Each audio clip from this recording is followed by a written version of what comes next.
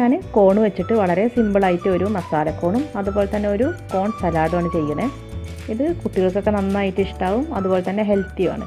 അപ്പോൾ നമുക്ക് അതെങ്ങനെയാണെന്ന് നോക്കാം.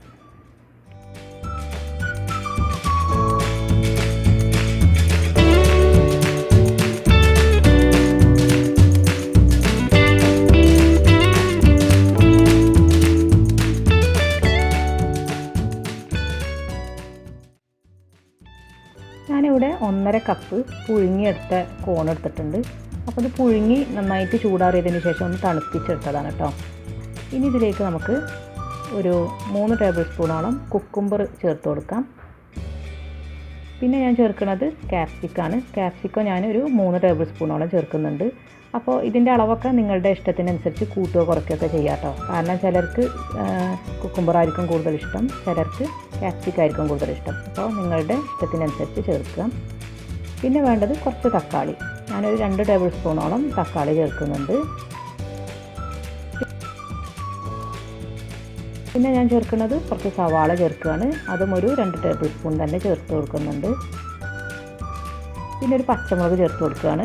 ഒരു പച്ചമുളക് ചെറുതായിട്ടൊന്ന് മുറിച്ചെടുത്തത് ചേർത്ത് കൊടുക്കുന്നുണ്ട്.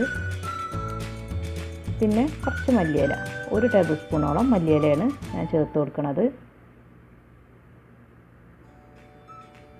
പിന്നെ ഇതിലേക്ക് നമുക്ക് ആവശ്യത്തിന് ലെമൺ ജ്യൂസ് ഒഴിച്ചു കൊടുക്കാം. അപ്പോൾ അതും നിങ്ങളുടെ ഇഷ്ടത്തിനനുസരിച്ച് നിങ്ങളുടെ പുളിക്കനുസരിച്ച് ചേർത്ത് കൊടുക്കുക. പിന്നെ വേണ്ടത് കുരുമുളക് പൊടി. കുരുമുളക് പൊടി ഞാൻ ഏകദേശം ഒരു ടീസ്പൂണോളം കുരുമുളക് പൊടി ചേർത്ത് കൊടുക്കുന്നുണ്ട്. അപ്പോൾ അതും നിങ്ങളുടെ എരിവിനനുസരിച്ച് ചേർത്ത് കൊടുക്കുക. പിന്നെ അല്പം ഉപ്പും കൂടെ ചേർക്കാം. ഇനി വേണ്ടത് ചാറ്റ് മസാലയാണ്. ചാറ്റ് മസാല നമുക്ക് പാക്കായിട്ട് വാങ്ങിക്കാൻ കിട്ടും. അത് ഒരു 1/4 ടീസ്പൂണോളം ഞാൻ ചേർത്ത് കൊടുക്കുന്നുണ്ട്. കാരണം ഇതിൻ്റെ ഒരു ടേസ്റ്റ് ഇവിടെ അധികം ആർക്കും ഇഷ്ടമല്ല. അപ്പോൾ അതുകൊണ്ട് ഒരു 1/4 ടീസ്പൂണോളം മാത്രമേ ഞാൻ ഇതിലേക്ക് ചേർക്കുന്നുള്ളൂ. ഇനി ഇത് ചേർത്തിട്ടില്ലെങ്കിലും അങ്ങനെ ഒരു ടേസ്റ്റാണ്. അപ്പോൾ ചാറ്റ് മസാല ചേർത്താൽ വേറൊരു ടേസ്റ്റ് ആയിരിക്കും. അപ്പോൾ അതും കൂടെ ചേർത്തിട്ട് നമുക്ക് നന്നായിട്ടൊന്ന് മിക്സ് ചെയ്ത് കൊടുക്കാം. ഇതിപ്പോൾ നമ്മുടെ സലാഡ് ഇവിടെ റെഡി ആയിട്ടുണ്ട്. അപ്പോൾ ഞാൻ നല്ല തണുപ്പിച്ചെടുത്ത കോണായിരുന്നു ഇതിലേക്ക് ഉപയോഗിച്ചത്. അതുപോലെ തന്നെ നല്ല ഫ്രഷ് വെജിറ്റബിൾസാണ് ചേർത്തിട്ടുള്ളത്. അപ്പോൾ നമ്മൾ സലാഡൊക്കെ ഉണ്ടാക്കുമ്പോൾ നല്ല ഫ്രഷ് വെജിറ്റബിൾസ് തന്നെ ഉപയോഗിക്കാൻ ശ്രദ്ധിക്കുക. അപ്പോൾ നമുക്ക് ഇതുപോലെ തന്നെ കഴിക്കാം. അല്ലെങ്കിൽ നമ്മുടെ ക്രാക്കേഴ്സ് ഉണ്ടല്ലോ, മധുരവും ഉപ്പും കൂടെ ചേർന്ന ബിസ്ക്കറ്റ്, ആ ബിസ്ക്കറ്റും കൂടെ കൂട്ടിയിട്ട് ഈ സലാഡ് കഴിക്കുകയാണെങ്കിൽ നല്ല ടേസ്റ്റാണ്. ഈ ബിസ്ക്കറ്റിൻ്റെ മുകളിലായിട്ട് നമ്മുടെ ഈ ഒരു സലാഡ് വെക്കുക, എന്നിട്ട് കഴിച്ചാൽ നല്ല ടേസ്റ്റാണ്. അപ്പോൾ ഇത് ട്രൈ ചെയ്യാത്തവരൊന്ന് ട്രൈ ചെയ്ത് നോക്കുക കേട്ടോ. നല്ല ടേസ്റ്റായിരിക്കും, കുട്ടികൾക്കും നന്നായിട്ട് ഇഷ്ടമാവും. എന്തെങ്കിലും ഒരു പാർട്ടിയൊക്കെ ഉണ്ടെങ്കിൽ ഒരു സ്റ്റാർട്ടറായിട്ടൊക്കെ നമുക്ക് കൊടുക്കാൻ പറ്റിയ നല്ലൊരു ഐറ്റമാണിത്. അപ്പോൾ ഞാൻ കുറച്ച് ബിസ്ക്കറ്റിൻ്റെ മുകളിലായിട്ട് ഈ സലാഡ് ഇങ്ങനെ വെച്ച് കൊടുക്കുകയാണ്.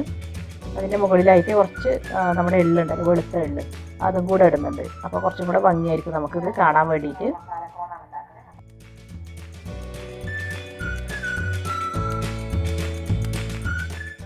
ഇനി ഞാൻ മസാലക്കോണാണ് ഉണ്ടാക്കണേ. അപ്പം ഈ മസാലക്കോൺ തന്നെ നമുക്ക് പല വിധത്തിൽ ഉണ്ടാക്കിയെടുക്കാം. അപ്പോൾ ഞാൻ ഒരു സിമ്പിളായിട്ടുള്ളൊരു മസാലക്കോണാണ് ഉണ്ടാക്കണേ. നമുക്ക് മാളുകളിലൊക്കെ കിട്ടൂലേ, അതുപോലെ. അപ്പോൾ ഞാൻ ഇവിടെ ഒരു കപ്പ് കോൺ എടുത്തിട്ടുണ്ട്. പുഴുങ്ങിയെടുത്ത കോണ് ആ ചൂടോട് കൂടെ തന്നെ വേണം. ഇനി ഇതിലേക്ക് നമുക്ക് 1 ടീസ്പൂൺ ബട്ടർ ചേർത്ത് കൊടുക്കാം. പാകത്തിന് ഉപ്പ് ചേർത്ത് കൊടുക്കാം. പിന്നെ വേണ്ടത് മുളക് പൊടിയാണ്. മുളക് പൊടി അല്ലെങ്കിൽ ചാറ്റ് മസാല നമുക്ക് ഉപയോഗിക്കാം. അപ്പോൾ ഞാനിവിടെ മുളക് പൊടിയാണ് എടുത്തിട്ടുള്ളത്. ഒരു 1/2 ടീസ്പൂൺ മുളക് പൊടി ചേർത്ത് കൊടുക്കുന്നുണ്ട്. പിന്നെ കുറച്ച് നമ്മുടെ ലെമൺ ജ്യൂസും കൂടെ ചേർത്ത് കൊടുക്കാം. എന്നിട്ടിത് നന്നായിട്ടൊന്ന് മിക്സ് ചെയ്ത് കൊടുക്കുക. അപ്പോൾ ഇനി നിങ്ങൾക്ക് എരിവും മധുരവും കൂടെ ഇഷ്ടമാണെങ്കിൽ 1 ടീസ്പൂൺ പഞ്ചസാര വേണമെങ്കിൽ ഇതിലേക്ക് ചേർക്കാം കേട്ടോ. ഈ മുളക് പൊടിയും ചാറ്റ് മസാല ഇല്ലാതെ നമുക്ക് വെറും ഉപ്പും പഞ്ചസാരയും ലെമൺ ജ്യൂസും ബട്ടറും മാത്രം ചേർത്തിട്ടും ഇത് ഉണ്ടാക്കിയെടുക്കാം കേട്ടോ. അപ്പോഴും ടേസ്റ്റാണ്, എരിവ് ഇല്ലാതെ. അപ്പോൾ നമ്മുടെ മസാലക്കോൺ ഇവിടെ റെഡി ആയിട്ടുണ്ട്. നന്നായിട്ട് മിക്സ് ചെയ്തെടുക്കാം കേട്ടോ. നല്ല ചൂടും വേണം നമ്മുടെ ഈ കോണ്, എങ്കിലേ ടേസ്റ്റ് ഉണ്ടാവുള്ളൂ. ആ ബട്ടറൊക്കെ ഇതിലിങ്ങനെ കിടന്ന് അലിഞ്ഞിട്ട് വേണം ഇത് കഴിക്കാൻ വേണ്ടിയിട്ട്. അപ്പോൾ നല്ലൊരു ഫ്ലേവറും കിട്ടും നമുക്ക്.